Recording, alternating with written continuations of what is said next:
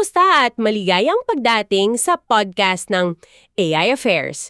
Ngayong araw, siyasayat natin ang dalawang revolutionarying larangan na humuhubog sa hinaharap ng AI. Tama. At ang tanong talaga, di ba, alin ang mananaig? Eksakto. Ang neuromorphic computing na parang utak ng tao o ang quantum computing na parang galing sa ibang dimensyon. O baka naman, hindi sila magkalaban. Baka magka-partner pala sila. Yan ang aalamin natin. So, simulan natin sa mga paunahing kaalaman. Ano ba itong neuromorphic computing? Bale, ang neuromorphic computing, ang inspirasyon niyan direkta sa utak ng tao. Ah, okay. Hindi lang sa itsura, kundi sa kung paano to gumagana. Ang basic unit niya, hindi na bits, kundi artificial neurons at synapses. Parang totoong utak lang. Oo, at ang goal nito ay gayahin yung pambihirang efficiency ng utak natin. At ginagamit nito yung tinatawag na spiking neural networks o SNNs. Teka yan. Yung SNS, laging lumalabas yan. Anong pinagkaiba niyan sa usual na AI?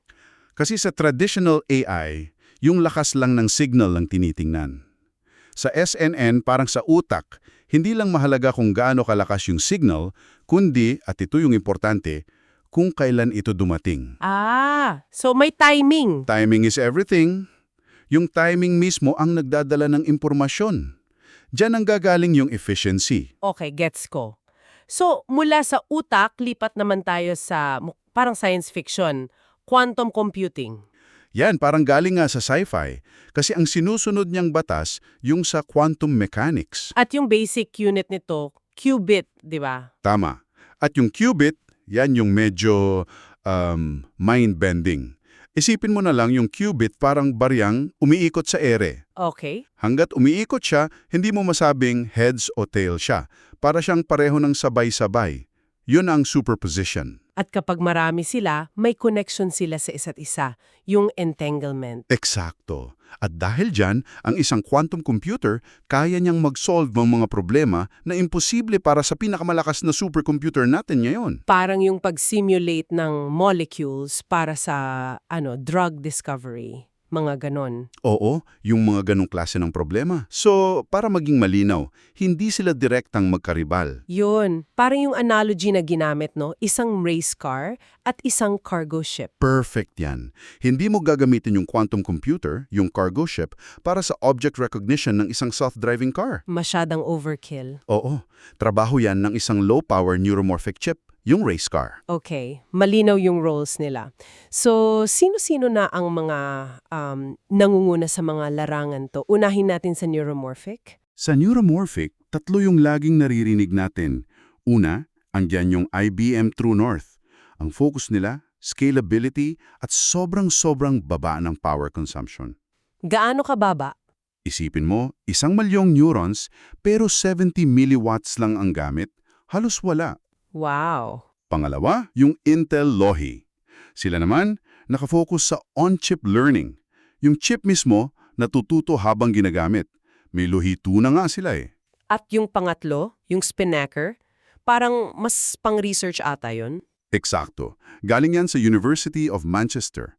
Ginawa yan para isimulate yung malalaking parte ng utak para mapag-aralan ng mga neuroscientist. So parang mas academic yung dating. Ibang-iba sa quantum. Oo. Kasi sa quantum parang arms race ng mga tech giants. Dito talaga yung labanan ng mga bilyonaryong kumpanya. Andyan siyempre ang IBM. May roadmap sila at target nila yung fault-tolerant quantum computer pagsapit ng 2029. Yan, fault-tolerant. Babalikan natin yan. Sino pa? Andyan din ang Google. Yung Willow chip nila nakagawa ng malaking pag-unlad sa quantum error correction. At syempre yung Microsoft na iba yung diskarte. Ah, yung sa kanila, yung topological qubits, di ba? Para mas stable daw. Tama. So binanggit mo yung fault-tolerant. Yan talaga ang pinakamalaking hadlang sa quantum computing ngayon. Kasi di ba ang problema nila, napakaselan. Oo. Ang kalaban kasi dito ay yung tinatawag na quantum decoherence. Ano yun sa simpleng salita? Yung qubit, para manatili yung quantum state niya, kailangan perpektong isolated siya. Isang maliit na vibration lang o pagbabago sa temperatura, sila na agad. Sira na agad yung buong calculation. Nawawala yung pagiging quantum niya. Kaya kailangan mo ng fault-tolerant quantum computing o FTQC.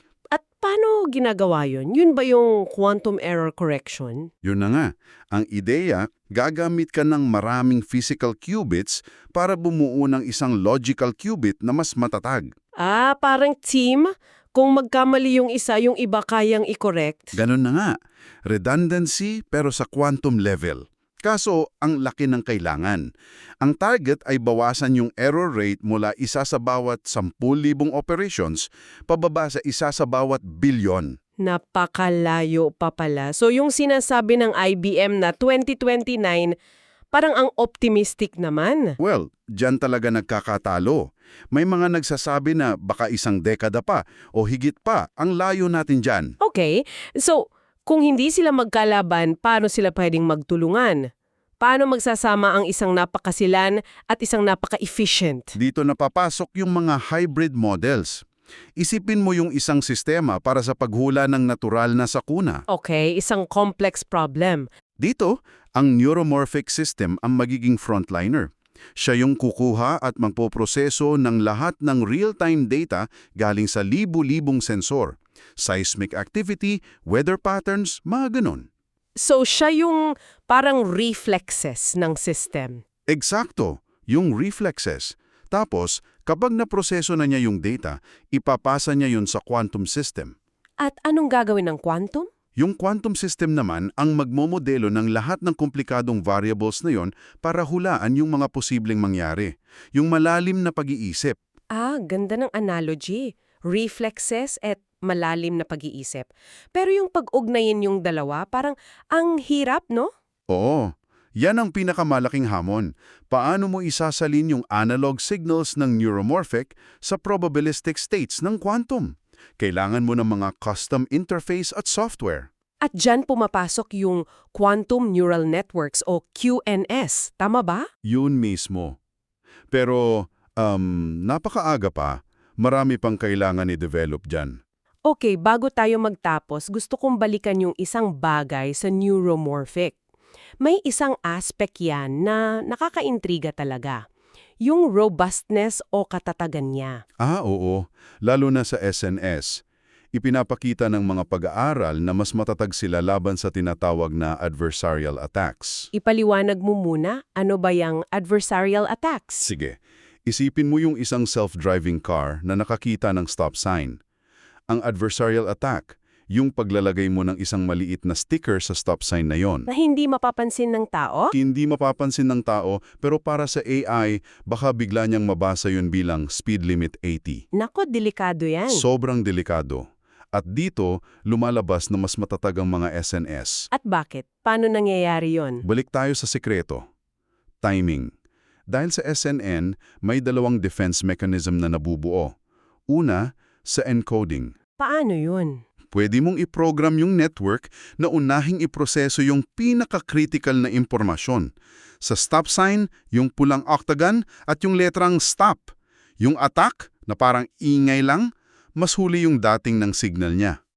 So inuuna niya yung malinaw na ebidensya. Oo.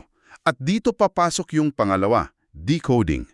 May paraan na tinatawag na time to first spike. Anong ibig sabihin yan? Ang simpleng ideya, kung sinong neuron ang unang mag-spike ng may sapat na kumpiyansa, siya na yung panalo. Wow! Kapag nag-spike na yung neuron para sa stop sign, pwede nang gumawa ng desisyon ng system. Pwede na niyang baliwalain yung mga susunod na signal na baka may kasamang ingay o yung attack. So dahil sa timing, nagkakaroon sila ng sariling defense mechanism. Parang sinasabi niya, nakuha ko na yung sagot, hindi ko na kailangan yung iba. Ganun na nga. Kaya ang resulta, isang SNN na pwedeng maging doble ang katatagan kumpara sa isang traditional AI na may parehong arkitektura. Bilang buod, nasaksihan natin na hindi pala magkalaban ang neuromorphic at quantum computing. Sila'y dalawang magkaibang landas na parehong humuhubog sa hinaharap. Ang neuromorphic na galing sa utak, nag-aalok ng kahusayan at katatagan. At ang quantum, nagbubukas ng pinto sa mga kalkulasyon na akala natin ay imposible. At ang tunay na revolusyon, 'di ba, ay maaaring nasa kanilang pagsasanib puwersa. Tama. Ang hinaharap ng AI ay hindi lang nakasalalay sa mas matalinong software, kundi pati na rin sa fundamental na pagbabago sa hardware na nagpapatakbo nito. Maraming salamat sa pakikinig at hanggang sa susunod ng AI Affairs.